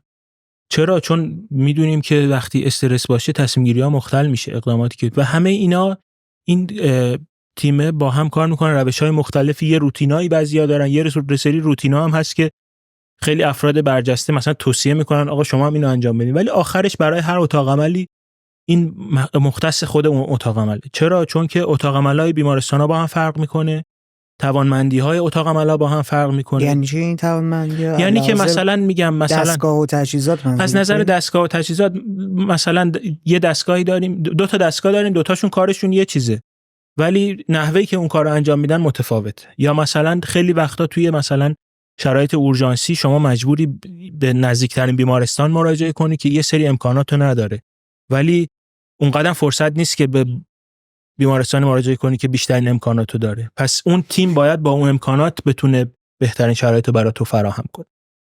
و اینه که پس این روتینه مختص هر اتاق عملی، مختص هر تیمیه. الان تیم خودت تیم ثابتیه؟ نه اینطور نیست، به خاطر اینکه بیشتر در واقع اتاق عملا شیفتی کار میکنن، یعنی جراح حالا ممکنه مثلا چیز باشه. این سخت‌تر نمی‌کنه؟ این از وقتی برای اولین بار به این دانش میرسی که این تیم ممکنه وسطش عوض بشه یا حتی وسطش هم ممکنه عوض بشه، وقتی با این مواجه میشی میگی نه وای چه کار سختی میشه. ولی هم این پروتکلایی که تو اتاق عمل وجود داره نه اصلا اینجوری نیست که فکر کنی در کیفیت خدمات تاثیر چندانی میذاره. نه اصلا به اون ورش کاری ندارم. ببین به عنوان این که داری میگی که جراح میشه رهبر اون تیم جراحی، خب تو اگه با یه آدمای ثابتی کار کنی زبان مشترک پیش میاد، اعتماد پیش میاد، سرعت انتقال داده تمام اینا درسته. اینا در شرایطی ما ببین در شرایطی دو تا شرایط رو در نظر بگیریم. یه شرایطیه که از قبل یک بیماری ایجاد شده که هیچ اورژانسی توش نیست، خب و برای اون از قبل برنامه‌ریزی می‌کنیم، تیم از قبل مشخصه و این تیم که میگی تیمی که بهترین فانکشن رو داره اونجا داره، ولیش ممکنه برنامه‌ریزی شده، ولیش ممکنه شرایط اورژانسی باشه، هر کسی که باشه بری تو اتاق. آره به خاطر اینکه اون یک دقیقه صبر کردن هم که اون تیم برسه ضرر داره برای اون فرد. فهمیده. تو اون شرایط خب تو تیم اصلی تو نداری، پس باید با وجود این هم بتونی اون بهترین کارایی که میتونی رو داشته باشی. یعنی حتی ما میتونیم بگیم که تو اتاق عمل خلاقیت تو دو تا بعد مختلف داره پیش میره. یه خلاقیت فردی داری که با توجه به اون مهارت‌ها و دانش تو استفاده از تکنولوژی و این داستان‌هاست که باید هندلش کنی. یه خلاقیت تیم رو هم دست خودت میگیری. برای مثال چطوری حالا من بیام استرابو توی اینا بیارم پایین، چطوری بتونم چیدمان آدم ها کنار هم، اگه دارم میگم فلان کارو تو بکن موازی فلان تیمی هم که اونوره فلان کارو داره انجام میده. یعنی یه خلاقیت از اون جنس هم داری تو. آره چون میگم همون مثل تو هر مرحله از این برنامه ریزی و اجرای اعمال جراحی یه سری اتفاقات ممکنه بیفته که قابل پیش بینی نیست. یکی از اون اتفاقات عملیه که 3 شب میرسه، تصادف کرده بیمار، خدای نکرده حالا به تو رسیده و مثلا 1 ساعت فرصت هست این عملش شروع بشه.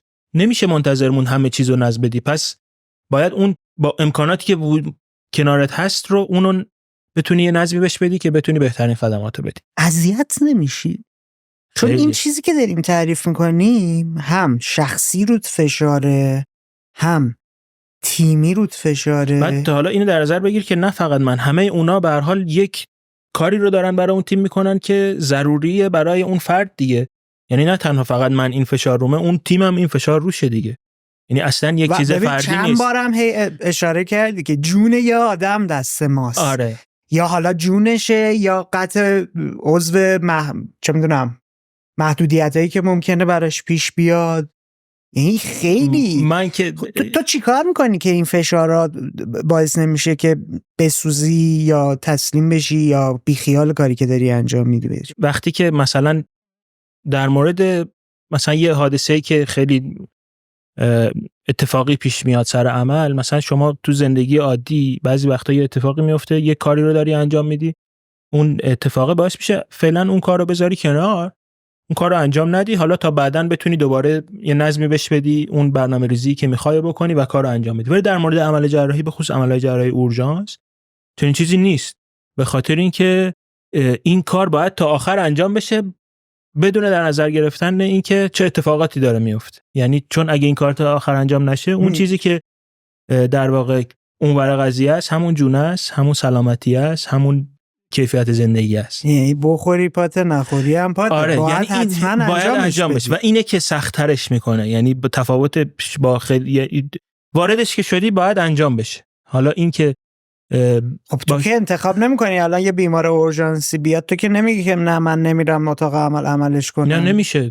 باید بری. نه تنها من، هیچ کس دیگه چنین حقی نداره، چون که منی که اونجا هستم مسئول اینم که این چیز بشه. چجوری میتونم تصمیم بگیرم که مثلا جونیایی که من نمیرم؟ اصلا چنین چیزی نداریم تو عمل اورژانس. آخر شیفتم نمیخوام. چنین چیزایی حالا مثلا خیلی بعضی وقتا حجمه‌هایی هست برای تیم درمان که این اتفاقات میفته، ولی واقعا در شرایطی که اورژانسه چنین اتفاقی من ندیدم بیفته، میدونم هیچ جایی نمیفته. یعنی همه ماها نارضایتیامونو داریم، فشارامونو داریم، کار سختو داریم، کارهای تو ساعت طولانیو داریم، ولی یه سری چیزا مشخصه، اینا رو نمیشه صبر کرد. اینایی که نمیشه صبر کرد و کسی حاضر نیست، هم از بعد شخصیش، هم از بعد اجتماعیش، هم از بعد در واقع آدمایی که داخلن. من نه. چجوری طاقت میاری این فشار روانی رو، این میزان استرس رو؟ چجوری کاری میکنی که بتونی خلاقیت رو حفظ کنی؟ حالا من تراپی رو مثال زدم چون داره کمک میکنه، مثل سوپا، که اون فشارها رو بتونی تخلیه کنی. خب من الان که اینا رو میگی چیزی به ذهنم نمیرسه، یعنی کار خاصی انجام نمیدم. به نظرم یه روتینی برای خودم تشکیل دادم که مثلا گاهی وقتا بتونم ورزش کنم، گاهی وقتا بتونم مطالعه کنم، گاهی وقتا بتونم ممکنه فیلم حتی ببینم. از این کارا هم نباشه، ممکنه مدل فکری تو نسبت به کاری که داری انجام میدی از جنس خاصی باشه که در حالی که کار فوق العاده استرابزایی هست ولی یک جوری تو پذیرفتی، یک جوری باهاش عجین شدی. ولی به نظرم نه، من که اینجوریم، خیلی های دیگه هم اینجوریان، به خاطری که ساعت طولانی کار میکنن، خیلی اون فرصتی که یه تایم جدایی برای این منیجمنت بذارن خیلی از پزشکان ندارن. خب تا اونجایی که ما میدونیم خانواده تو کلن خانواده‌ایه که پزشک توش زیاد بوده، از بچگی تو فرهنگ و تو جمعی رشد پیدا کردی، پدرت، مادرت، برادرت، عمه‌هات همگی تو این حوزه ها بودن. فکر نمی کنی یک بخشش به خاطر این بوده که از سن کم مواجه شدی با این شرایط، با این اتفاقات؟ قطعاً تأثیر داره، ولی به نظرم کنار اون چیزی که خیلی تأثیر داره اینه که معمولاً آموزش پزشکی از 18 سالگی شروع میشه. یعنی خیلی اکثر آدمایی که پزشکی میخونن توی کنکور آدمای تاپیان، معمولاً حالا فکر کنیم 18 سالگی وارد دانشگاه میشن و در بهترین حالت، یعنی در کوتاه‌ترین حالت 7 سال پزشکی میخونن و بعد از این پروسه خارج میشه، پزشک عمومی میشن. پزشک عمومی میشن بعد 2 سال تازه طرح هم بگذرونن. 2 سال هم طرح بعد بگذرونن. یعنی 9 سال بعد بگذرونن. یعنی منظورم اولین جایی که آموزش پزشکی تموم میشه 7 ساله و اون 7 سال توی شرایطی که آدم 18 سالشه، تو اوج یادگیریشه، تو اوج مواجه شدن با شرایط جدید. به نظرم هم دلیلی که این 7 ساله و این چیزه همین مواجهه با این شرایطی که آدما بتونن این کارا رو بپذیرن. اتفاقا به نظرم استرس شغلی و پزشکا خیلی خوب مدیریت میکنن، به خاطر اینکه باش بزرگ میشن. یعنی و نه فقط من که حالا خانواده‌ام در این حیطه بوده، همه آدمایی که وارد این باش بزرگ میشن. ولی اتفاقا مرحله بعد از هر یه تعداد ترمی که میگذرونن میرن پیشرفته‌تر میشه، مواجههشون بیشتر میشه. ولی برعکس استرس خارج از شغل و پزشکا خیلی نمیتونن مدیریت کنن، چون همش تو اون بعد داشتن مسیرشون رو طی می‌کردن. اونجا تمرین حتی عملی داشتن، یاد گرفتن. تمرین عملی تو بهترین سالهایی که میشده یه چیزی رو تمرین کنن. و اینه که مثلا میبینیم که خیلی از ماها، خودم اول بعدش هم خیلی با استرس‌های خارج از شغلمون نمیتونیم کنار بیایم و این ضعفیه که خیلی از پزشکا دارن. حالا چیکار میکنن؟ چی مثلا خانوادگی و اینا منظورته؟ هر نوع یکی از توانایی‌هایی که هر فردی باید داشته باشه برای زندگی سالم اینه که با استرس‌های یا استرسورهایی که اتفاق میفته بتونه مواجهه کنه. از زندگی گرفته، زندگی خانوادگی گرفته، از مشکلات مالی گرفته، از مشکلات اجتماعی گرفته، از مشکلاتی که اطرافمون هست و خیلی‌هاش تحت کنترل ما نیست. همه ما باید بلد باشیم با اینا چجوری مواجهه پیدا کنیم که بتونیم زندگی داشته باشیم و زندگی بهتره که زندگی سالمی باشه. ولی خب بلد نیستن خیلی از پزشکا. می‌بینیم تو پزشکا مثلا آمار طلاق زیاده، آمار خودکشی زیاده، آمار مهاجرت زیاده. اینا همه نشون میده که با اون چیزی که بیرون از سیستم پزشکی دارن مواجه میشن نمیتونن کنار بیان. بلد نیستن کنار بیان. خلاقیت توی یه بود داره فوق‌العاده رشد میکنه ولی توی ابعاد دیگه حالا اینجا مثلا به خاطر این تایم طولانی کاریه نیست. تایم طولانی تحصیله یا کار؟ نه کار روزانه. الان من دارم میبینم مثلا اکثر پزشکا مثلا این مدل نیستن که ما 9 تا 5 داریم کار میکنیم فلان. حتی زمانی هم که شیفت نیست، بیمارستان نیست، کلینیکش نیست، مطبش نیست، ذهنش درگیر پرونده هاست. این صحیحه ولی تا یه جایی، تا یه میزانی این تایم کاریه دست خود پزشک نیست، ولی از یه جایی به بعد تصمیمیه که خودش داره میگیره. یعنی مثلا میگم به نظرم تو با شرایطی که مواجه میشه یا یه بحث مالیه، مثلا یکی میگه من زیاد کار کنم که بتونم توانمندی مالی پیدا کنم. این تو همه کاری هست، مختص پزشکی نیست. ولی یه بحثش هم به نظرم به این ربط داره که من اگر که بلدم با شرایط مثلا پزشکی بیشتر کنار بیام تا شرایط عادیم، خب سعی میکنم بیشتر وقتمو بذارم اونجا دیگه. یعنی بعضیا انتخاب میکنن که این کارو بکنن. نه خب ببین انتخاب عاقلانه‌ای هم هست، اصلا ناخودآگاه تو رو هل میده به اون سمت. چرا؟ چون تو در کمترین حالت به عنوان متخصص داری 7 سال اونجا، 2 سال بعدش 9 سال تخصص، مثلا توی 14 سال 14 سال داری یه کاری رو روزانه انجام میدی. بله. خب بدترین هم باشی، خب این عضله کار کردن تو این هیته قوی‌تره، رشد پیدا کرده، خیلی خیلی بهره‌وریش بالاتره. برای همین تو اعتماد به نفست و عزت نفست تو اون حوزه هم بالاتر میره. ناخودآگاه انتخابت اینه که بیشتر روی اون تمرکز رو بذاری.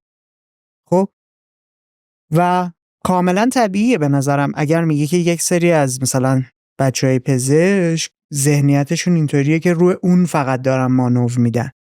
بعد یه چیزی برای من جالب شد، الان من در موردش باید یه ذره گپ بزنم، سوال کنم. خب همسرت هم مثل خودت جراحه؟ نه، همسرم متخصص قلبه، جراحی قلب نیست، داخلی قلب حساب میشه در واقع. یعنی متخصص قلب و عروق. اونم خیلی کار استرساییه. اونم استرساییه خیلی، بله. ولی تو اتاق عمل که نیست. مثلا یه سری اقدامات مثل آنژیوگرافی انجام میدن که اقدامات تهاجمی حساب میشه، ولی در حدیه که مثلا جراحی حساب نمیشه یا جراحی محدود حساب میشه. خب یعنی مثلا ما جراح قلبم داریم. جراح قلب اونیه که میاد باز میکنه، پیوند قلب خیلی‌ها میکنن یا مثلا CABG که عملیه که رگو منتقل میکنن به قلب، این کارا انجام. ولی این متفاوته با داخلی قلب. یعنی داخلی قلب بیشتر به درمان بیماری‌های قلبی با روش‌های کم تهاجمی و داروها مختص میشه. و اینو پرسیدم دنبال این بودم، حالا من فکر می‌کردم همسرت هم مثلا جراح قلبه ولی باز خیلی تفاوت نداره. می‌خواستم ببینم آیا روی خلاقیت این کمک میکنه؟ شما مثلا توی چه میدونم، چون داریم میگیم که آدمی باید باشی که یادگیری داشته باشی، کنجکاوی داشته باشی، خودت رو بسپاری به مقالات جدید، آزمایش‌های جدید، تکستبوک‌های جدید. آیا میای با هم بشینید مثلا روی یه موضوعی صحبت کنید، بگید آره فراینده داره اینطوری میشه، رونده اینطوری میشه، فلان تکنولوژی وارد شده، همدیگرم کمک میکنید این مدلی؟ در مورد مثال من اگه داریم صحبت میکنیم که خیلی، یعنی این صحبتی که مثالی که زدی مثلا یکی از چیزایی که چون پروسه گفتیم خیلی پروسه طولانیه، خیلی پروسه طاقت فرساییه، تا یه جایی خیلی به اجبار آدم باید ساعتهای طولانی کار کنه و اگر که کسی نباشه که نتونی باش صحبت کنی و راهنماییت کنه، حتی از تجربیات همدیگه استفاده کنید تو مدیریت شرایط. دقیقاً نکتم همین بود و این خیلی کمک کننده است برای من که واقعا یعنی یکی از چون تو هر چقدر با تخصصهای دیگه هم ارتباط داشته باشی، اطلاعاتی که لازم داری تو حیطه‌های دیگه‌ای که ممکنه توی مثلا اتاق عمل به دردت بخوره رو میتونی اضافه کنی به خودت. اصلا یکی از به نظر من، ما اگه داریم در مورد خلاقیت صحبت میکنیم، یکی از چیزهایی که خلاقیت رو توی هر حیطه‌ای نه فقط پزشکی میتونه افزایش بده، ارتباط با حیطه‌های مختلفه، ارتباط با آدمایی که کارشون شبیه تو نیست. حالا مثلا همسر من یکی از کار شبیه منه، پزشک با بیماری‌های سخت قلبی مرتبطه، با در واقع مریضایی که ایست قلبی دارن ارتباط داره که مثلا خیلی شرایط استرسایی برای همه. میاد برای هم کیس تعریف می‌کنین؟ برای هم نه، اتفاقا تلاش ما اینه که بحثای پزشکی رو بذاریم بیرون از خونه، ولی به هر حال پیش میاد، ولی اینکه روتین باشه نه. ولی در مورد این حسی که اون لحظه داشتیم و چجوری مدیریتش کردیم، یا برای تو هم مثلا حواست باشه مثلا اینجا میتونی این کارو بکنی، برای خودت به اینا فکر میکنی، با هم فکری میکنیم و صحبت میکنیم. کیس ها رو هم نمیشه بگیم صحبت نمیکنیم، قطعا صحبتش پیش میاد. میدونی چرا این سوال دارم میپرسم؟ چون گفتی که بدن آدما با هم فرق داره، واکنش‌ها متفاوته، تو اتاق عمل 1000 تا اتفاق ممکنه بیفته و تجربهش کنیم. برای من جالب شد که بدونم مثلا ممکنه چه میدونم وسط اتاق عمل، وسط جراحی طرف فلت لاین بشه، بعد تو یهویی تو ذهن تیم بیاد که مثلا فلان کیسو برای تعریف کرده خانمت که مثلا فلان اتفاق افتاده بود، علتش فلان بود. حالا تو راه حلی که میتونی به تیم خودت پیشنهاد بدی، برو فلان چیزو چک کن، شاید این باشه. یه چیزی که هست اینه که هرچی حیطه‌ها تخصصی تر میشه، اینا وظیفه هاشون از هم جداتر میشه. یه سری مثلا چیزهای مشترکی بین همه حیطه‌های پزشکی مشترکه، اینا رو ممکنه ما در موردش صحبت کنیم، از تجربیات هم دیگه استفاده کنیم. ولی وقتی من فوکوس میشم روی مثلا جراحی مغز و اعصاب یا ستون فقرات، تمرینم، اسکیلم، توانمندی تصمیم گیریم قطعا تو اون زمینه قوی تر میشه تا زمینه‌ای که من نه تکرار زیادی توش داشتم نه چیزی. حالا اینجا چی میاد وسط؟ اینجا همون بحثمون تیمه میاد وسط. یعنی ما تو اتاق عمل نه تنها من تنها پزشکی نیستم که اونجا هست، پزشک بیهوشی اونجا هست. اونا خیلی خیلی حرفه‌این تو این که بتونن مدیریت کنن قلب و فشار رو مدیریت کنن. کنار اونم هر موقعی هر کی احساس کنه نیازه که نظر یک متخصص قلب رو بدونن، همونجا همیشه در دسترسن. تو مراکزی که جراحی انجام میشه قطعا همه اینا در دسترس هست. و اینجا به نظر من کمک میکنه که من یه پیشنهادی به اون تیمی که اون مسئولیت رو بر عهده داره بدم، ولی باز تصمیم گیری و مدیریت کردنش قطعا اونا از من حرفه‌ای تره. خب بله، دسترسی داری به متخصصای مختلف توی اون مرکز درمانی، میتونی از اونا مشورت بگیری. ولی قبل از هر چیز تو وقتی داری برای اتاق عمل آماده میشی، داری یک تیم جراحی هم کنار خودت میبری توی اون اتاق دیگه. تصویری که تو ذهن من اومد مثلا مربی ورزشی که تیم خودش رو توی رختکن آماده میکنه که بفرسته توی زمین. شما هم آیا همچین چیزی داری؟ مثلا توی پزشک، توی جراح، به عنوان لیدر اون تیم میری یه سخنرانی انگیزشی براشون میکنی، میای کار خاصی انجام میدی و بعد وارد اتاق عمل میشید یا نه؟ مثلا یه تصوری که تیم ورزشی وقتی میگی داره، آدم تصور میکنه که یکی اون پشت داره واسه کف میزنه، دست میزنه، همه دارن آماده میشن، یه سخنرانی شد، جنگجوها آماده شدن مثلا برای اتفاقی که در واقعیت میفته که این نیست، ولی حالا تاثیرش شاید مثل همین باشه. چیزی که هست اینه که خیلی روند خشک جدیه، از این نظر که ما چک لیست هایی داریم که برای هر عمل مشخصه، یعنی از قبل باید اون چک لیست ها آماده بشه. برنامه ریز داری؟ چون حالا مثلا تو سینما وظیفه برنامه ریزه که اون چک لیست ها رو آماده کنه. برنامه ریز اختصاصاً که یک برای هر عمل جدا جدا باشه نه، ولی یه سری چک لیستایی هست که برای همه عملا باید پر بشه، یه سری چک لیست هم هست برای عملای خاص. به جز اون چک لیسته این ارتباط بین تیم هست، یعنی ما با هم صحبت می‌کنیم. چون حالا میگی لیدر تیم، ولی لیدر تیم واقعا اونجا من نیستم. اون کسی که داره کار مثلا جراحی رو انجام میده من هستم، ولی کنار من متخصص بیهوشی هست، کنار من تکنسین بیهوشی هست، کنار من تکنسین اتاق عمل هست. چند تا تیم مختلف هستید؟ چند تا تیم مختلف هستیم که همه داریم با هم کار میکنیم برای یه هدف. حالا کی تصمیم گیرنده نهاییه؟ تصمیم گیرنده نهایی هیته‌ای که مربوط به جراحی منم، ولی یا اون تیم جراحی میتونه یه نفر نباشه، ممکنه 3 تا جراح با هم سر عمل. یا و در هیته‌ای که مربوط به هیته بیرون جراحیه، خب تیم بیهوشیه، یعنی لزوما اونجا دیگه تصمیم اونا میاد اولویت قرار میگیره.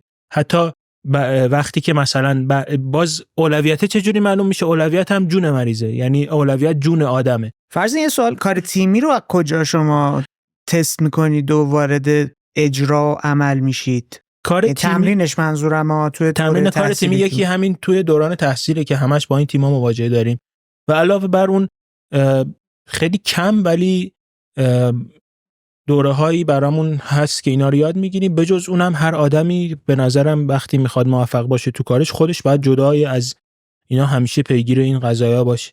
یعنی همون کار تیمی هم تو حتی احتمالاً بهتر از من میدونی که کار تیمی هم یه چیزی نیست که بگیم امروز کار تیمی اینجوریه فردا اینجوری نیست و همیشه آدم باید خودش رو تو اینم به روز رسانی کنه. یعنی کار تیمی به نظرم میاد که خود آدما بیشتر دنبالش میکنن، ولی دوره‌های این وسط ما آموزش می‌بینیم، کنارش هم اون تجربه سال‌های طولانی تو داری با این تیم‌ها کار می‌کنی، با آدمای مختلف، تیم‌های مختلف، شرایط مختلف.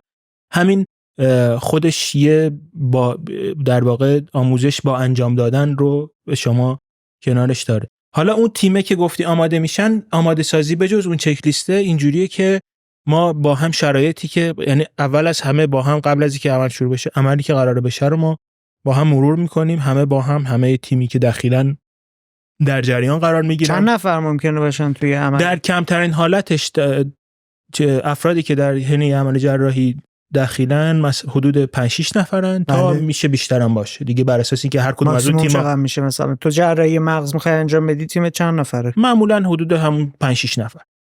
الان خودت تو داری میگی که تیم رو چطوری آماده می‌کنی برای اتاق عمل؟ اول از همه یه سری چک لیست‌های از پیش تعیین شده هست که اینا همه جای دنیا داره استفاده میشه. این هم اختصاصی برای یک عمل طراحی شده، یک عمل خاص، هم اختصاصی باز یک کمتر اختصاصی برای کلیت یک جراحی از قبل طراحی شده. این هم در واقع ایمنی بیمار رو تضمین میکنه، هم این که کنار اون روندی که بین اون تیم هست رو تسهیل میکنه. به جز اونم همه تیم‌های جراحی قبل از عمل جراحی با هم تمام مراحل عمل رو مرور میکنن و بر اساس اونه که همه آماده میشن، همه میدونن که تلاش اینه که همه مرحله بعد رو بدونن چیه که بتونن کار همدیگر رو تسهیل کنن و این تا اینجا حداقل ما شرایط رو برای تمام اتفاقایی که پیش بینی میکنیم فراهم میکنیم. در کنار اون خب گفتیم یه سری اتفاقات پیش بینی نشده است. برای اون اتفاقات پیش بینی نشده همه آدمایی که تو اون تیم هستن از قبل یه سری ترنینگ‌ها داشتن، یه سری اسکیلا دارن، یه سری توانمندی‌ها دارن. حالا اونجاست که اون تیم با هم، حالا یا تیم بیهوشی یا تیم جراحی، با هم سعی میکنه که در واقع برای این شرایط جدیدم خودشو شاید حتی در چند ثانیه آماده کنه و اینه که به نظرم این ارتباط تیم خیلی هر مرحله ضروری و ضروری تر میشه، به خصوص تو شرایطی که از قبل پیش بینی نشده. تمرکز ما روی این بود که خلاقیت کجای کار تو به عنوان یه جراح قرار میگیره. من فکر میکردم فقط تو اتاق عمل این اتفاق داره میفته، ولی دست منو گرفتی با خودت بردی شروع ماجرا. توی برخورد اولیه‌ای که با مراجع یا بیمار داری نشون دادی که توی همون برخورد اول تو داری از خلاقیتت استفاده میکنی با تحلیل کردن اون فرد که چه مدلی ارتباط باش بسازی، چون اون آدم حالا یا بیماری داره یا به واسطه بیماری که داره پر از استرس یا به واسطه وابستگی‌هایی که به خانواده و اطرافیانش داره تحت فشاره. بایستی بیای یک ارتباط عمیقی رو بسازی که یک مقدار از اون فشار و ناراحتی که اون آدم داره ازش رنج میبره رو مهار کنی و کنترل کنی. صحبت کردی، گفتی ممکنه مثلا یه بخشی با دیتای علمی تو این کارو بکنی، یک جایی ممکنه بیای در مورد خودت صحبت کنی، در مورد عقبت صحبت کنی که کمک کنه اعتماد بهت کنه، یک جا ممکنه بیای در مورد تجهیزات و تکنولوژی خاص صحبت کنی که مثلا توی فلان کلینیک داریم عمل میکنی، تا برسی به اینکه بری یک مقدار جلوتر. چون کاری که داری انجام میدی وابسته به داده‌های علمیه، وابسته به آزمایش‌های علمیه، همه جای دنیا هم ثابته، یک مهره دیگه‌ای میاد تو بازی، اونم این که تو چقدر نسبت به فرایندهای درمان، مسیرهای درمان بروز باشی، چقدر بتونی با خلاقیتی که داری بری سمت توسعه و طراحی یک مسیر درمانی خاص و شخصی سازی شده برای اون بیمار. توضیح دادی که باید خودت رو به روز نگه داری، مقالات علمی رو مرور کنی، تجهیزات رو بشناسی، چون داریم در مورد این صحبت میکنیم که تکست بوک های جدید دستورالعمل هایی که دارن به شما میدن برای تکنولوژی 2 سال قبله. یک گپ های 2 ساله و حتی 4 ساله بین هر کدوم از اینا وجود داره که تو خودت با تحقیق کردن، با مواجه شدن با برنامه‌ها و مسیرهای جدید و بروز خودت رو میتونی بروز کنی. اومدی پیشنهاد دادی به بیمار که تو فلان فرآیند درمان رو قرار با من طی کنی. حالا میریم مرحله بعد. مرحله بعد اینه که بری توی اتاق عمل. در مورد این صحبت کردیم که خود اتاق عمل شرایطش به چه شیوهیه، چه فشارهایی وجود داره، در مورد اینکه یک سری مهارت‌های فردی احتیاج داری، مثلا دستت چجوری کار کنه، چجوری کار نکنه، ابزارها رو چجوری بتونی باهاشون کار کنی، که هر کدوم اینا خودش مهارت‌های ویژه‌ایه که به عنوان یک مهارت فردی تو داری ازشون استفاده می‌کنی. در کنارش یک سری مهارت‌های فردی دیگه‌ای هم از یه لول دیگه‌ای وجود داره، مثل کنترل اضطرابه، مثل لیدرشیپه، مثل ترکیب تکنولوژی‌های مختلف، تا بری تازه توی اتاق عمل. حالا رفتی توی اتاق عمل، 1001 اتفاق ممکنه پیش بینی نشده رخ بده. مهمترین مهارتی که اینجا تو ازش داری کمک میگیری ماجرای مدیریت بحرانه. تو میای حالا نه تنها به عنوان یک فرد، به عنوان رهبر یک تیم، بحران تیمی رو لید میکنی، هدایت میکنی و خروجی رو میبری به جایی که میخوای.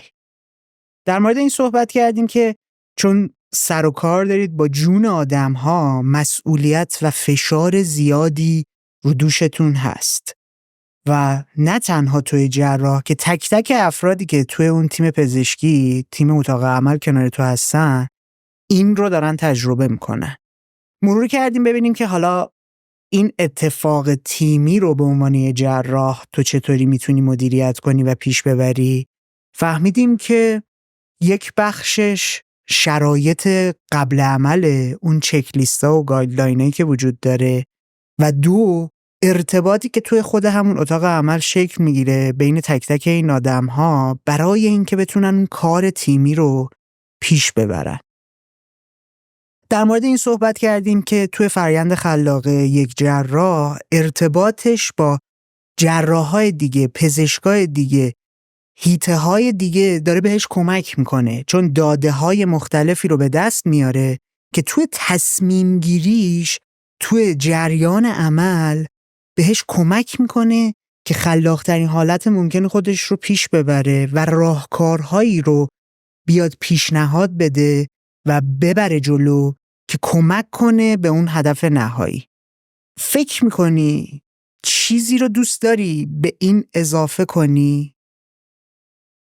آیا ما چیزی رو از قلم انداختیم از این دریچه که چه چیزهایی روی خلاقیت یک جراح تو اتاق عمل داره تأثیر میذاره؟ من دوست دارم به عنوان اینکه من هم یک جراح مغز و اعصاب هستم، همین که یک پژوهشگر هستم، یکم کلی‌تر در مورد خلاقیت صحبت کنیم. در مورد پژوهشگرا میخوام صحبت کنم. چیکار میکنن اینا؟ ما یه علمی داریم که مثلا مثل این میز یه محدوده مشخصی داره، فراتر از این میز و ما هنوز باش آشنایی نداریم. حالا کاری که این پژوهشگرا دارن میکنن اینه که سعی میکنن که هی دایره این میزو بزرگتر و بزرگتر بکنن. یعنی چی؟ یعنی که یه سری اتفاقات اینجا داره میفته، ما میخوایم این اتفاقاتو بیایم علاوه بر این که اطلاعاتشون رو جمع آوری میکنیم به اونا یه نظمی بدیم که بتونیم از اونا تو درمانمون استفاده کنیم، بتونیم آدمای بیشتری رو درمان کنیم، بتونیم طول عمرها رو بیشتر کنیم، بتونیم زندگی‌ها رو کیفیتشون رو بیشتر کنیم. و به نظرم اون خلاقیت به طور کلی توی علم پزشکی بزرگترین جایی که تاثیرشو میذاره اونجاست. یعنی تو بحث جراحی در مورد یک تیم صحبت کردیم، در مورد یک فرد صحبت کردیم و اینا، ولی یک جایی که خلاقیت توی علم پزشکی اونجا داره یه تاثیر خیلی بزرگتری میذاره، اونجاییه که افراد میان پژوهشگرا کارشون اینه که یه سری اتفاقاتی که تا قبلش ما فکر می‌کنیم نظمی ندارن یا اگه نظمی دارن نظمشون رو نمیفهمیم، یه ارتباطی بین اینا برقرار میکنن و یک سری راههای جدید برای ما درست میکنن و اینجاست که به نظرم اوج اون خلاقیت هست. یه مثالش مثلا بعضیا با هنرمندا مقایسه میکنن، میگن هنرمندا دارن با اتفاقاتی که ما هم روزمره داریم باشون مواجه میشن، ولی اون تیکه خلاقانه شونه که باعث میشه که اون اتفاقاتو بیان یه نظم جدیدی بهش بدن یا یه بی‌نظمی جدیدی بهش بدن که یه حس جدیدی رو ایجاد میکنه. پس اینا هم نباید دست کم بگیریم. یعنی ما گفتیم که باید از چیزهای جدید استفاده کنیم، ولی اون چیزهای جدید هم یه جای فضای بسیار خلاقانه‌ای داره تولید میشه. روند تولیدش مشخصه، ولی اینکه مسیرایی که تولید میکنه، نظمایی که تولید میکنه، اینا همه جدیده. برای همینم هست که به نظرم این خلاقیت خیلی موثره.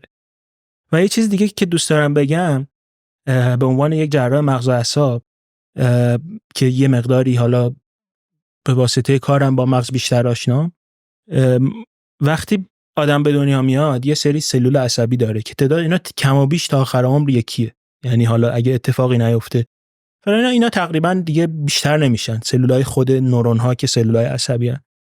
اما اگه سلولای عصبیمون تعدادش یکیه، چرا مثلا رفتار من به عنوان یک آدمی که بزرگسال حساب میشه با یک کودکی که تازه به دنیا اومده متفاوته؟ به خاطر اینکه این مسیرهای ارتباطی اینا تو اون بچه‌ای که تازه به دنیا اومده هنوز کامل شکل نگرفته.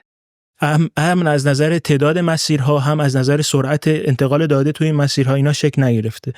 به نظرم اون خلاقیت شکل‌گیری این مسیراست. یعنی ما وقتی به دنیا میایم هممون یک در خلاق ترین حالت ممکنه زندگیمون به دنیا میایم و این مسیرها کم کم شکل میگیره.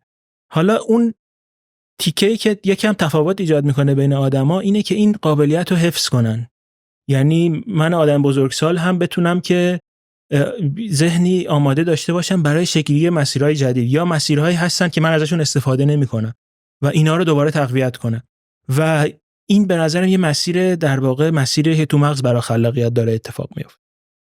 و این کاری که مثلا میگم در مورد جراحا ما صحبت کردیم، برای چی من رو تحقیقات داشتم این قمان رو دادم؟ به خاطر که به نظرم اون یه هیته‌ایه که اون ذهن رو آماده میکنه برای مسیرهای جدید، اون ذهن رو آماده میکنه برای تقویت مسیرهای قبلی که بهشون توجه نشده و اینو تو هر هیته‌ای باید ما داشته باشیم به نظرم. و تو خیلی چیزا تاثیرش اثبات شده که آدم تو سیستم‌های آموزشی خیلی کشورهای دیگه خلاقیت جزئی از سیستم آموزشی، شاید حتی بعضی کشورها اینو بالاترین رکن سیستم آموزشیشون میدونن. تو سیستم ما، لااقل تو سیستمی که من توش رشد کردم، این خیلی کمتر بوده و یه هیته‌ای که بود که من تونستم باش آشنا بشم همین هیته تحقیقات بود که به من کمک کرد. از طرف دیگه یه هیته‌ای هم که پس به نظرم برخوردهای آدما با همدیگه است. وقتی که شما در هیته پزشکی وارد میشی و به خصوص هیته تخصصی تر وارد میشی، همش روی هیته فوکوسی، همش داری در مورد مثلا جراحی مغز و اعصاب مطالعه می‌کنی. همه آدمای دورت پزشکن یا کسایی که دارن خدمات سلامت ارائه میدن. یه از طرفی کنارت هم اونقدی وقت نداری که با جامعه بیرونی ارتباط داشته باشی. یعنی یه جورایی دایره خیلی از ما پزشکا محدود به ارتباطمون با سیستم سلامت، ارتباطمون با افرادی که مشکلی براشون ایجاد شده و اون فرصت کمی باقی میمونه فقط که حالا اونم خیلی‌ها به خانواده چیز میکنن. عملاً خیلی تایم کمی باقی مونه برای ارتباطات جدیدتر، شکل‌های متفاوت‌تر. گفتیم اون ارتباطات جدیده که چیز میکنه، اطلاعات جدید، نگاه‌های جدید.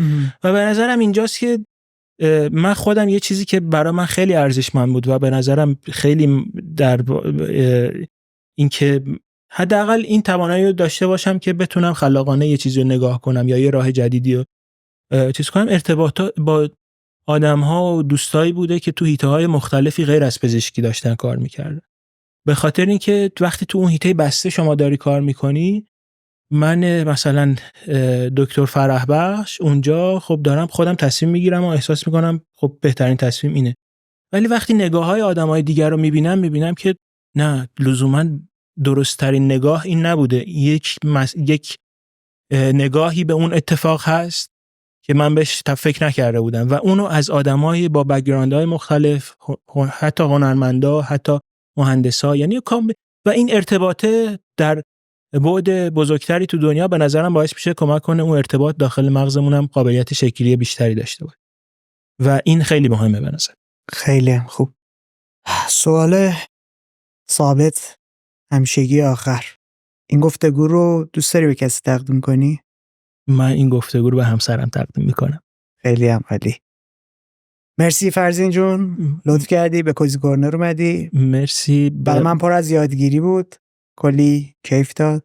منم خیلی خوش گذشت. مرسی واقعا. همونطور که میبینید این یه کار تیمی و کلی آدم دارن براش زحمت میکشن. ازتون میخوام پلتفرم‌های مختلف ما رو سابسکرایب کنید. حتما بخشی از خانواده ما بشید. هدف ما اینه که کوزی کورنر رو به یه برنامه بین‌المللی تبدیل کنیم. اگر تعدادمون بره بالا، کمکمون میکنه تا بتونیم چهره‌های بین‌المللی رو هم بیاریم توی این برنامه و با هم در مورد خلاقیت صحبت کنیم. مراقب خودتون باشین. تا دیدار بعد، خدا نگهدار.